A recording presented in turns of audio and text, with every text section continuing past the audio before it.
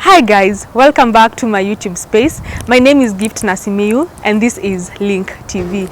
Just in case you are a returning subscriber, welcome back babe, welcome back. So guys, in today's episode, I want us to talk about grief. Have you ever lost a loved one? Have you ever lost something that you cherished? Have you ever lost a pet? Did your dog die? Did your cat die? Or whatever loss that you may have experienced. So guys, in today's episode, I want to take you through the journey of grief with someone who has been in that shoe so that you guys can relate, and I'm hoping that at the end of the video you'll be able to learn a thing or two. And before we begin this video, this is just a reminder that you are beautiful, you are amazing, and you can be whatever you want to be. Sawa. So guys, in today's episode I really wanted us to talk about grief, how to deal with grief, and everything in between. And I have my beautiful guest right here who I know is not new to some of you. Mmemwona hapa na pale, mostly on Diana's channel, being among Diana's fans and all. Diana Bahati, that is. So since she went through this journey, the whole grieving journey and all that, nataka tu tupige story, tujue if maybe you're in that situation, what can you do, how can you handle the whole situation and all that. Even before talking too much, without talking too much, I just let her introduce herself. Sindio? Naitwa Daphne. Yeah, and I'm happy to be here. Umenita after sana by the way. But I'm here now. I wanted to be in a safe space where I can talk my heart out bila kulialia ama feel intimidated. But yeah, now we are here. Wow. Thank you by the way for honoring my request. Atakama, guys, it has been I don't know how many months, but I'm still grateful that at least you gave some time for this show. Ukwaje Daphne, how is life? How is everything? I mean, niko fiti. I will say niko sawa. As of now, niko poa. I can't complain. Yeah. Wow. So guys, even before now, Daphne takes us through her journey. I took some time to do some research on grief and all that, because I mean, I'm sure at one point or another you have lost a loved one. Atakama si loved one, you have lost maybe a job, a pet. Because I mean, to go through grief doesn't mean that it has to be a person. It can be a pet. We have seen people mourning the death of their dogs, cats, and all that. We have seen people grieving because of a breakup. Basically, unaona. So yeah, so I just want Daphne to take us through her journey. But hata kabla tuende kwa the sad part, Daph, maybe tuambie where you grew up, how was life growing up, what kind of child were you? Yeah. Growing up, me, I was the only child. Oh wow. Yeah, so I grew up in Nakuru. Yeah, I grew up in Nakuru. Most of my life imekuwa Nakuru. Yeah, Nakuru mostly, yes. So growing up as an only child, that means that you didn't have maybe siblings to play with. Ulikuwa unacheza na kina nani? Kwa sababu sisi kwetu, I have 3 siblings, so I mean tunaweza cheza pale. Wewe ulikuwa unacheza na kina nani? My cousins used to come over. Sometimes we have fun. Hiyo time ya get together, tunajibamba. Yeah, and I wouldn't say I missed out on much. My parents really tried to give me everything. Honestly, siwezi sema kuna kitu nishaitisha nikakosa if they were in a position to give it to me. Yes. So basically you wouldn't describe your maybe background ama childhood as struggling ama ile nyote wanasemanga from grass to grace, like you had an easy childhood? Not really. Not really. Let's just say we tried. Okay. We tried, yeah. Yeah, so that is Daphne growing up, being the only child. And how was school life for you? Ulisomea wapi high school ama hata Daphne tunaweza kwa hapa na baby Daph ni truant? Oh, just wow. Mimi I was a bright kid. Nimesomea Nakuru, high school, secondary, primary na high school. Yeah, and I went to campus at Cooperative University. Ayo, ulikuwa Kopa? Hata mimi nilikuwa Kopa. For real. For real. Oh wow, tusiseme ni which years not was and calculate our ages, but wow, good to know that you are in Kopa. Yeah, so now how would you describe your relationship with your parents growing up? Were you close to them? Yes, I was close to my mom a lot. Yeah, we used to talk. My dad nilikam kukua close na yeye at a later stage in life. Hapo time tema alikuwa ameanza kunidefend nisichapwe na maana unajua mtu akichachisha uchapwe sasa hiyo takangi story yake. But sasa time around high school ndio nilianza kuona different side of my dad. Then after mom passed ndio sasa I saw a different person. Yes. Okay, so you mentioned about your mom passing. So most of the people know about you grieving about your dad, but maybe you could take us through now what happened to mom, if you're okay with that. Yeah, so my mom alipass hiyo mwaka niliingia campus 2018, and I'll say that is where life and things took a round turn for me and my dad, because mom was everything to us. Even during her burial, dad said alirretire kitambo. And like, so mom was basically the center of our family. So losing her changed us, changed me as a person. It broke me. Yeah. But I'm happy that right now, okay, wanasemanga, okay, grief is not something that you get over, but in the course of time you just learn how to adapt. How can I live with that feeling of grief and all that? And I'm so proud of you that umefika hii level, because when I watched you on Diana Bahati's channel, actually ulikuwa me break down and all. I'm guessing that at that time the wounds were still fresh, but you being here right now inaonyesha that at least you have conquered here and there. Sindo? Yeah, so did it affect you in any way, the loss of your mom? Yes. Like I said, okay, I didn't say that. I haven't said that. So, okay. But I believe grief changes people. Grief changes a lot of things. When I lost mom, okay, like that was my greatest fear then, because I don't know, my mom, I've never met anyone that loved me like my mom loved me. She ensured anything I had, I got it. So losing her, I'll say it changed me as a person. Kuna vitu nilikuwa naona ni big deal, I wouldn't say ati sasa any big deal anymore. Like losing her, niliona a different side of life. Sikuwahi imagine ningewekwa in that state. And losing a parent is crazy. It makes you think about the worst things you can do to yourself, to life.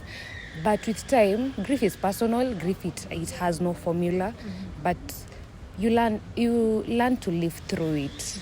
Yeah.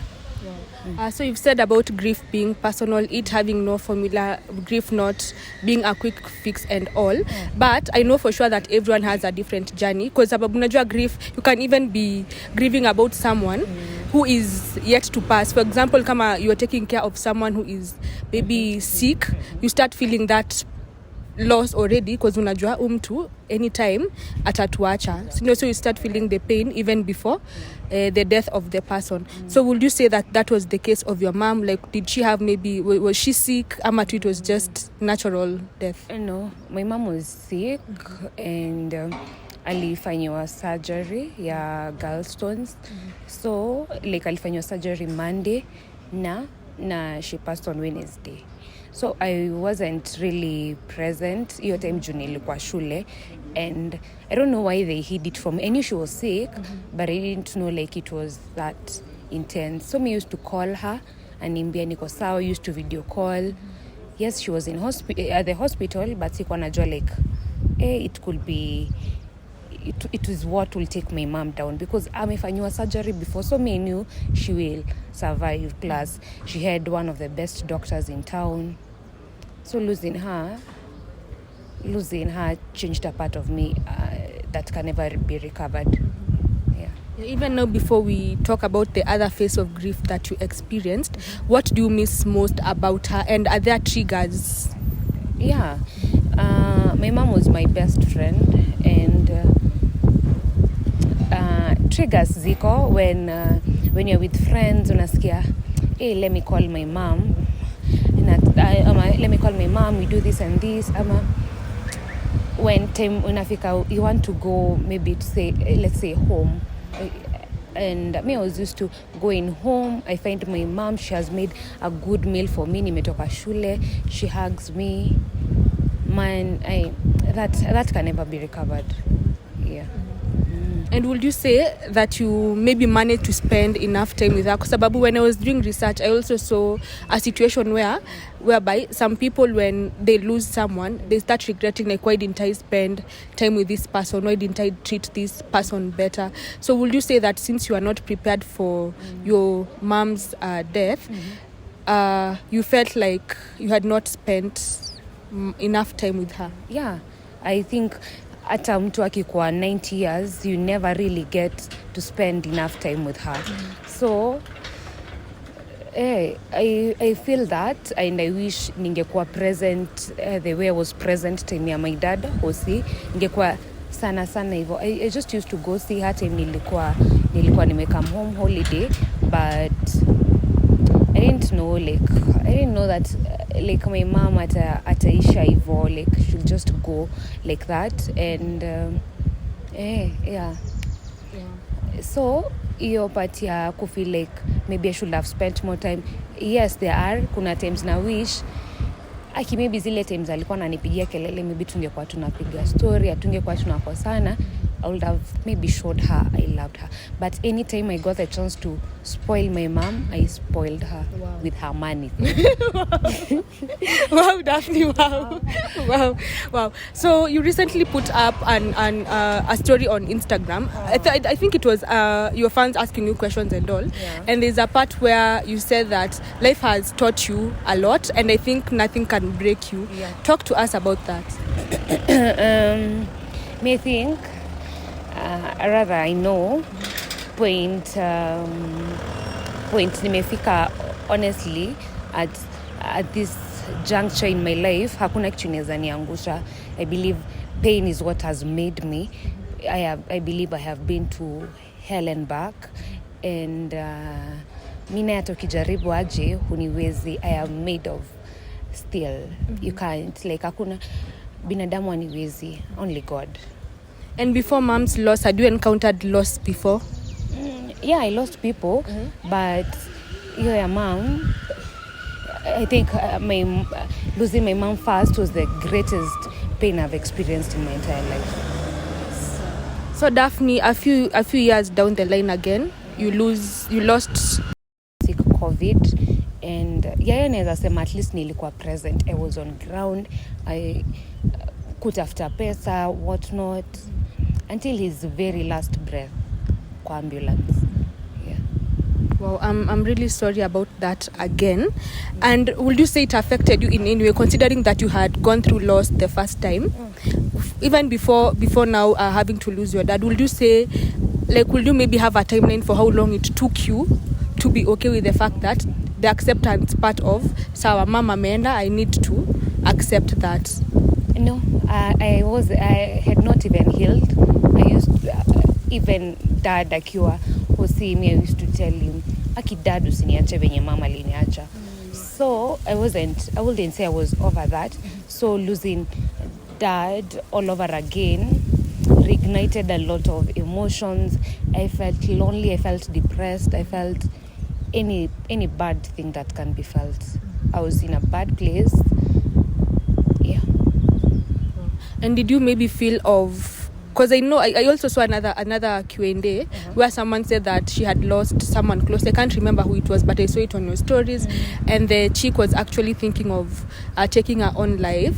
And all no kamwambia kuja DM tutaongea. So would you say that you as Daphne, during that grieving phase, you ever reached to that point where you thought of self-harm as the solution? Yes. It's okay. Not once or twice, several, because it reaches a point you don't see the need for life anymore. Yani kuna point nafikanga unasema mimi nimechoka. I just want to be where my mom and dad are. So yeah, hizo moments ufika. So I understood the position of that person. I'll say I understood. Yeah. And will you say that these experiences are the ones that make you feel like feel the need to reach out to people who have gone through the same? Because I mean, there are so many people who have gone through loss, but ukikuja ambie mtu that this is what I'm going through, it is really hard for the person to help you unless the person has been there. Yeah. So would you say that you having lost both parents is what now pushes you to be there for other people who might reach out to you facing the same? Yeah, I feel it's easy for me to relate. One thing about me, I relate to people. I relate with their pain, and this, mimi kusikia mtu, they are going through a hard time because maybe they have lost their parents or anyone close. I wear that shoe. I've worn that shoe before, so I know what they are feeling. I make sure I try to understand, because huwezi elewa relationship yenye mtu alikuwa nayo kabisa, but where you can understand, you try to. Yeah, so that is why if any chance comes up, I make sure I do my best to be there for them, because it is during those times that you need people the most. Yeah. Wow. Yeah, so regarding the two losses that you have experienced, what would you say was the role of maybe family and friends? Because sababu being an only child, it is so hard for you kusema, mimi ndo nitakuwa pillar, I will stand with you guys, hata kama nasikia uchungu, I will do this and do this and do this. Of course, you need someone to help you around. So would you say that maybe friends and family came through for you emotionally, financially? Yeah, there are some that did, and grateful kwa them that showed up, them that are still concerned up to date, tunaendelea juko fiti, is there anything you lack? There are people up to date that still ensure my sanity is not compromised. Yeah. Wow. And I think when I watched your interview with Diana Bahati, I also saw that at the point where you were now talking about what had happened, you losing your father, there are issues with family and property, which I may not want to go deep into it, but would you say that at times, in the midst of all that lost, ile time when you're just trying to figure out, have I really lost this person, have I really, and kuna watu kwa kando, they want the property, like how was that for you? That was crazy, but yeah, I'll just say it was crazy, but sometimes the same way you like to be understood, mimi nilielewa tu, let them fight, kama wanataka ni sawa. I didn't like have to, there are things niliacha tu, ni sawa, ni fiti, nichukue ni kitu mnadai. And how did you manage to stay sane in that situation? Your situation, you're lost, a lot is happening, things are crumbling at the same time. How did you ensure that you were okay as Daphne? Did you go for therapy? Were you talking to people? Yeah, there are people I used to open up to, and it was a crazy thing, because given the fact that I wasn't over my mom, and then this happens, it really messed with my head, and I didn't go for therapy. I just lived through it. And how many years down the line would you say after losing your mom you lost your dad? Was it 2 or 3 years? 3. Oh, 3. Wow, that is a short time. It's a short time. So what would you tell anyone who is grieving right now? Either I may lose job, I'm a breakup. Unajua kuna zile breakup zingine, my friend. Unapitanga hadi unasema. Well, so, or maybe someone has lost a pet, something too that they valued. Because I mean, kugrieve si lazima ikue a human being or something. Like, what message do you have for them? How can they stay sane? It gets better with time. Talk to people, stay around people that love you, and what else? My parents, they passed on the same date. Oh, okay. Yeah, the same date, the same day, just different years. So what I'll say is, ukipata chance to stay around people that love you, please use that to the maximum. You don't get that a lot out here, and talk to people. It helps you a lot. If you get chance for therapy, you do it. Actually, so again, on your Insta story, you just, kama na kustalking, that you also said that during that time, kama ni kulia, ulilia, like, talk to us about that. Me, I used to cry. Hata sahi nikisikia kulia nitalia, because Mimi, I'm the only person who knows the kind of relationship I had with my parents. So at that time, both days, I made sure grief imenitandika sawa. I am living through it, naikubali.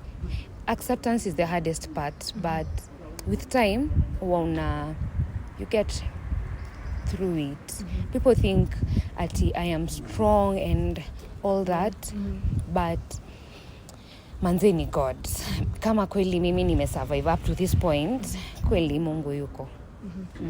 Yeah, so Daph, you've talked about just accepting the whole grieving journey and all. And actually imenikumbusha stages of grieving. Niliona kuna, the first is shock, where after you've encountered a loss, you're still in disbelief, how believe that kweli huyo mtu ameenda. Then the second phase is denial, whereby bado uja come to terms na reality. Then the third phase is, can you really remember? Anger, where now feelings start coming in. Inakuit that enyewe mtu ameenda, but then start projecting maybe to your friends ama to those close to you. Then the fourth stage ni ile bargaining, where you start telling yourself ati kama mtu angekuwa alive, I wish I had treated them better, I wish I had given them my time and all that. Then there's depression. Depression sasa ndio it takes the longest time, where now you start feeling sad, you feel helpless, you feel frustrated, you don't want to eat, you can't even sleep and all that. Then after that, after you're through with depression, which is the longest phase, you now come to acceptance, which Daphne has mentioned. Pali unasema okay, ni sawa, I have lost this person, ama this relationship is over, but life has to move on. Now you start figuring out, even if I've lost X and Y, how can I live my life bila kukuwa affected that this person amekufa and all that. So yeah, it actually makes sense ile umesema. You accepting that it happened is what now made it easier and all. Yeah. So at some point pia Diana Bahati came to see you during that whole process. And how was this for you, by the way? That meant everything to me. I love Diana. I love her so much.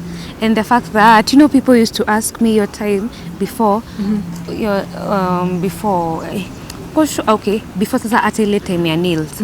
People used to ask me, "Kosho ni Diana na replying message zako?" Nasema kama si yeye, I love that lady. So, let's just say I was beyond excited. I didn't see, not even in my wildest dreams, ningefikiria someone like Diana will come to my house. Mkapika. Talk to me, everything. It was everything for me. Wow, because actually watched that episode, guys. If you did not watch that, by the way, iko kwa channel ya Diana, sikumbuki title.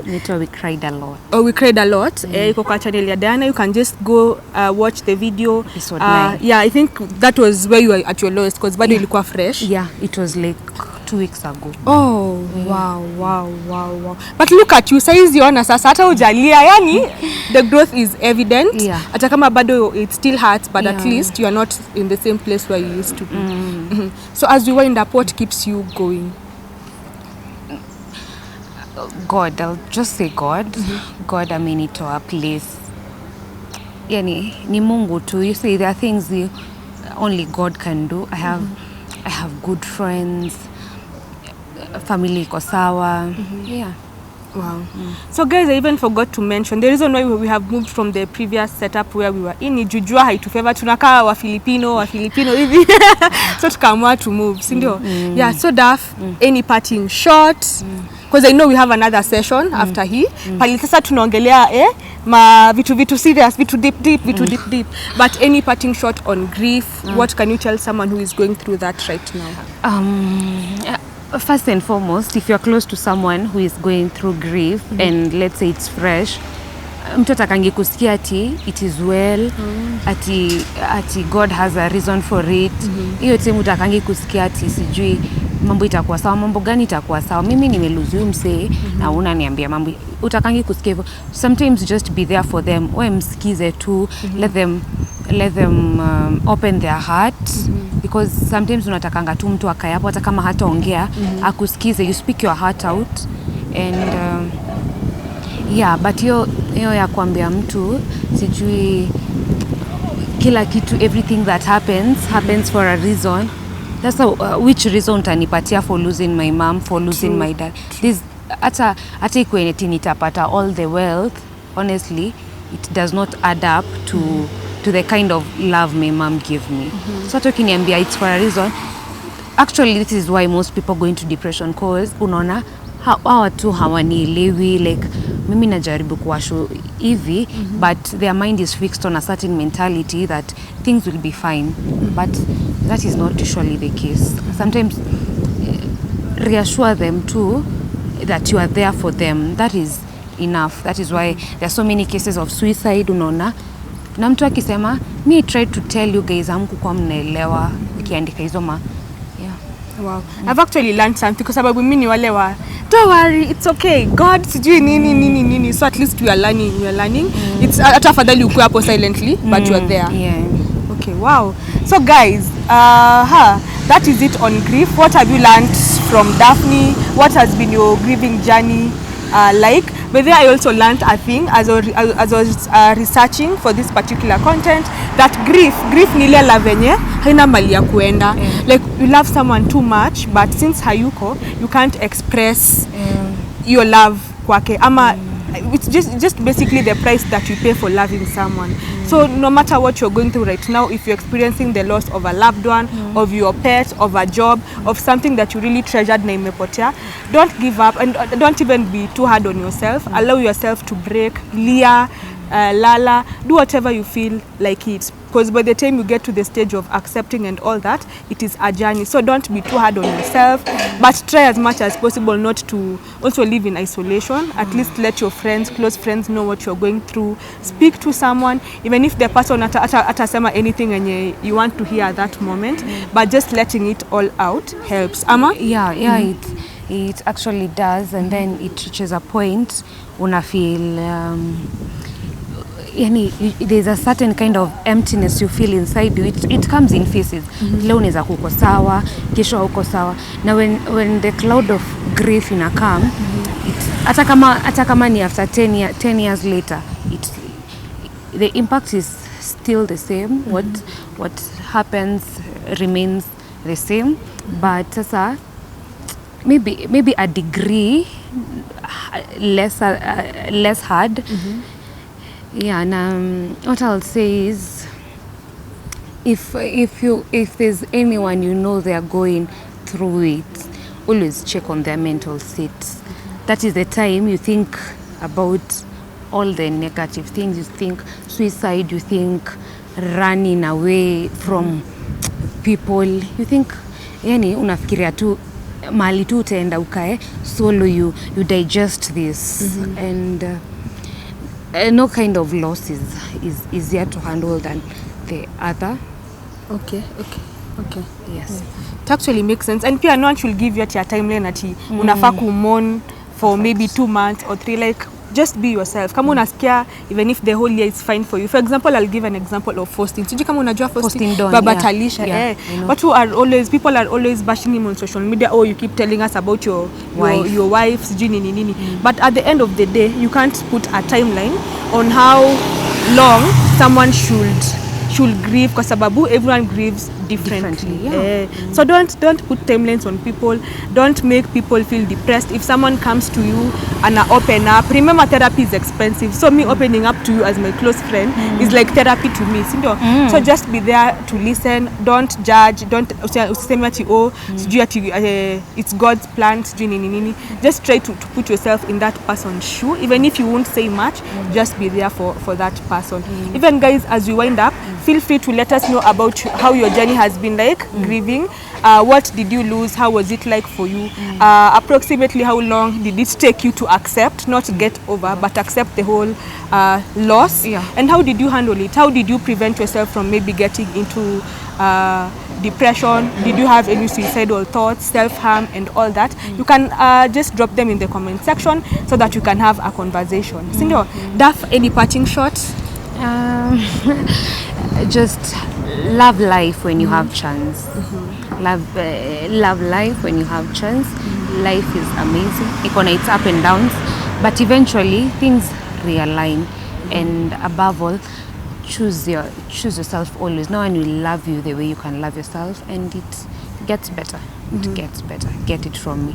Wow, that actually hit home. So I won't dilute the message by saying too much, guys. If you haven't subscribed to this channel, kindly consider doing so, and don't forget that, guys, you are beautiful, you are handsome, you are amazing, and you can do anything that you set your mind to. So guys, you'll be seeing Daphne again. Msishangae mbona tutakuwa tumevaa hizi outfits. I mean, hatuna nguo zingine, but we are bringing you episode 2. So stay tuned and subscribe. Bye.